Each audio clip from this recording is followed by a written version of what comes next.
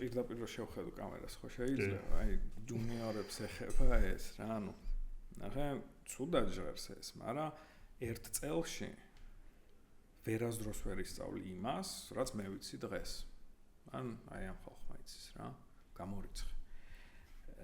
დავამახინჯეთ, აი კომერციულად შევხედეთ რას იცი, რომ აი ეხლა არ მინდა რა, ეს ცუდად ვიღაც შეურაცხყოფა მივაყენო, ყველა ძალიან კარგ საქმე, ყველა არა, უმეტესობა კარგ საქმეს აკეთებს, ვინც ასწავლის რა, პროგრამირებას ის ახ ცნობილი ხო ვიცით, რაც არის ოდითგანვე რაც მოდის, ძალიან დიდ პატივს ვცემ, მაგათ და აი ზუსტად ეგენი არ გპირდებიან, რომ მოდი და 3 თვეში მიიღე 1500 ლარიანი ხელფასი სისულელე რა. ეს წელიწადში 1000 ლარი. ხო, აი რა, რატო იძახი მაგას? 1000 ლარზე რა სულიყავი, სისხლი მაქვს ნანთხე. საქართველო ხო არ არის? ანუ იქაც ხო ყავს ინფლუენსერები უცხოეთში. იმათმაც ხო იგივე დაიწყეს და კოდინგს რო ეძახის ხალხი პროგრამირებას, ეგ მკლავს, რო აი რა, ნუ კოდინგი კი არა, დააჯეკოდ რა ის კოდინგი.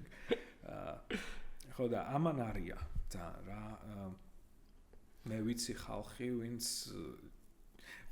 ჩემი სტუდენტები არა მაგრამ ჩემი მეგობრის სტუდენტები ასწავლიან სხვა ტიპებს და ეუბნებიან რომ თქვენ გახდებით ტოპ და ის ტიპებს სამსახურში არ ავიყვანეთ ბევრჯერ აი თვითონ არიან ტოპ იცი სხვა როგორ გაზრდებს ამინდა თქვი კითხვა ამასთან ასოცირებული დაახლოებით არ ფიქრობ რომ მე ყველაფერი ღარიბი ქვეყნის სინდრომით შეიძლება იყოს აი ეგეთ წარმოდგენა რო იქნება